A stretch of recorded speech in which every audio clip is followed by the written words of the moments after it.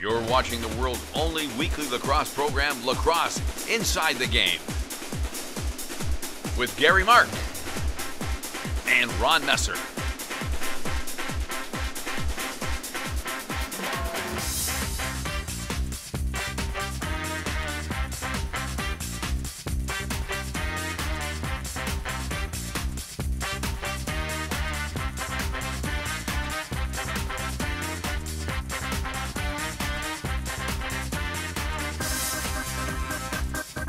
So welcome back to This Week in Lacrosse, and Ron, a couple of interesting pictures there, and a guy that maybe, did you play with him, that last guy? That was from 1937, Aurelia Terriers. Arnold Onions Smith, just to once again, bring back a little historical aspect of the game here, and just to show everybody that the nickname "Sing at the Rock" wasn't a new thing. It was very, very common back in the day. Onions Smith. Yeah. Do you want to expand on that? Or? No, that's all I got. That's from once again from our buddy the Whomper, and I got that through Powers Bible of Lacrosse. And you can see a lot more photographs like that and images of old programs. One that's really cool in there, Gary, is a 1937 Man Cup that was played at Maple Leaf Gardens with the New Westminster Salmon Bellies and I believe the Toronto whatever. I can't remember. Yeah, actually, I think I saw that. With yeah, so a lot of cool stuff there. Check it out. Yeah. So Onions and Fripp, were they on the power play together? No, I hope not, because that would have been really stinky. So. Anyway, so we're going to recap last week's games first, and then we'll get into a few stories about goings-on at the end of the conclusion of last week's games. Mm-hmm. And, of course, our last segment, again, we'll give our fearless picks. So, to start off, the recap of last week, just wanted to start out by telling everyone out there that it's not very often that I get a chance to gloat, so I'm going to. And as Doug Kemp pointed out very quickly on the site there, I updated the standings last week pretty quickly. And going 5-2, I now have a 3-game lead. Excellent. On those down in second place, the Peasants. Good for you. I had to let you, let something for your ego, So 2-5. Ah, well. So Colorado, what a weekend for them. Coaching change, as we talked about last week. They go 2-0, 2 overtime wins, both of them, and both games on the road last week. Friday night they won in Minnesota 15-14, and then Saturday night in Philly they beat Philly 12-11. Both games going to overtime. And Steve Govett, I didn't understand the other day that Govett used to be a player in the league as well, and a couple of weeks ago he let Bob McMahon go, and the team has gone 2-0 for him, as Gary said, both in overtime. I'm just reading a little bit here, and it says his attitude was a lot different going into the weekend and coming out of the weekend, and everybody's really happy with what's going on, and he hopes to keep that momentum going for you good people in Colorado. So yeah, so I mean, good start to that. It's funny because I touched on that. I mean, those 2 games actually, both those 2 games were the 2 games that I had wrong last week. And I even said, I know in our video last week, that usually, I mean, in any sport, a coaching change always gives the team a bit of a spark. Nothing against Bob McMahon, a great guy, but a coaching change always gives the team a little bit of a fresh start, a new spark, and obviously that worked for them last weekend, going 2-0. Yep, and the next one down there is Washington 13, Buffalo 11. Buffalo goes to 0-4 to start the season.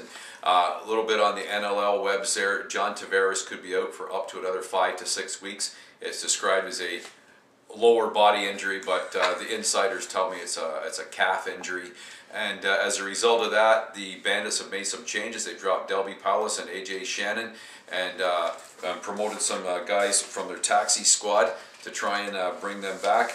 And they face Minnesota this weekend at the HSBC, and good luck to our buddies down in Buffalo. Yeah, big surprise there, 0-4. What is going on in Bandit? And as you said, John Tavares taking him out of the lineup, and that's a huge loss for them. A little bit surprised. I mean, obviously you got to make changes, but I'm a little bit surprised. AJ Shannon, first-year player in Buffalo there, yeah. And Delby Powless, former first overall pick for them. Yeah, and the story that I read and I've got here is a little bit too long for right now. Is people are wondering if Delby Powless is not making the transition from the OLA game to the NLL, perhaps because of his size. And as he's getting a little bit older, he maybe not as quick as he was when he first came into the league. But this year, he obviously didn't fit into their plans. And wow, that's one great player I thought that was going to make big noise in the NLL. Oh, I'll tell you, a great set of hands on him. Oh, that guy shoot incredible. Also. Recapping some of the other games, we're going to skip that next one there. We'll come back to that. Edmonton at home again to Buffalo. Buffalo goes 0-4. Edmonton wins 11-7.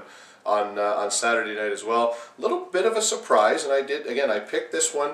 Orlando may be favored going into Boston. Boston pulled it out 13-9. And stressful lacrosse for Boston. It was a must-win for them. That's kind of why I picked it. Yeah. What are your thoughts on that one, though? I mean, well, everybody was, including myself, was real high on Orlando after that first game against Philadelphia.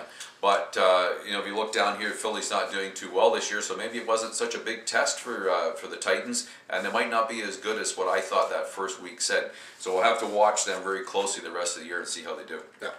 Saturday night at the ACC, we did our recap, we did our halftime bit, and still, I mean, here we are close to a week later, and I'm still sitting there saying, wow, what the heck happened there? 17-3. Bobby Watson stood on his head, and from where Gary and I get to sit up in press row and looking down on it, you can see the way the plays form. And you and I commented on a number of times how they completely shut down all the big guns for Rochester by every time one of them guys touched the ball, there was 2 men on him, and in particular, Gary Gate put on his ass, excuse me kids, and John Grant Jr. more than once had the ball knocked away from his stick while he was pushing along the boards. They were very aggressive against him, and that was the secret. And I don't know if the pregame announcement by owner Jamie Dowick about $1,000 for every goal scored for Haiti worked or not. Spark the players, that's like he's 17 grand looser in the wallet this week. I don't know what it was. It just surprised me. I was sitting there going, okay, this isn't really happening. Don't say too much. You're going to jinx them. Yeah. They're up by 5. That's nothing in a lacrosse game. Yeah. But heck. 9-1 at halftime, and I'll be honest, 9-1 at halftime, I was thinking, okay, Rochester's going to come out in the second half. I don't want to dwell too much on this, because I'm going to be in the stands at the Blue Cross Arena tomorrow night in Rochester for my first time, and I'm really looking forward to seeing that, and I hope some people come up and say hi. But I expect to see a totally different Rochester Nighthawks team tomorrow night.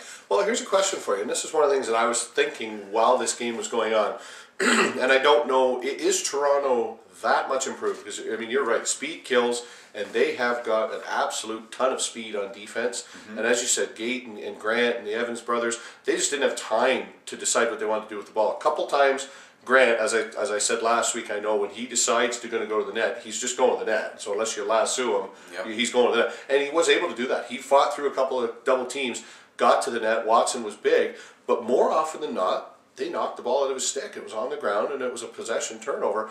While I'm watching this all unfold last week, I'm thinking up in the stands, is Toronto really, really that fast? Or is Rochester starting to show a little bit of sign that they're getting a little bit older in the offensive end? And again, that speed they can't deal with. No, you got John Grant on those wonky knees. Gary Gate, I'm not too sure how old Gary is. 42. And Sean Williams, our friend, he's been around for a long time too. That's all their firepower up front.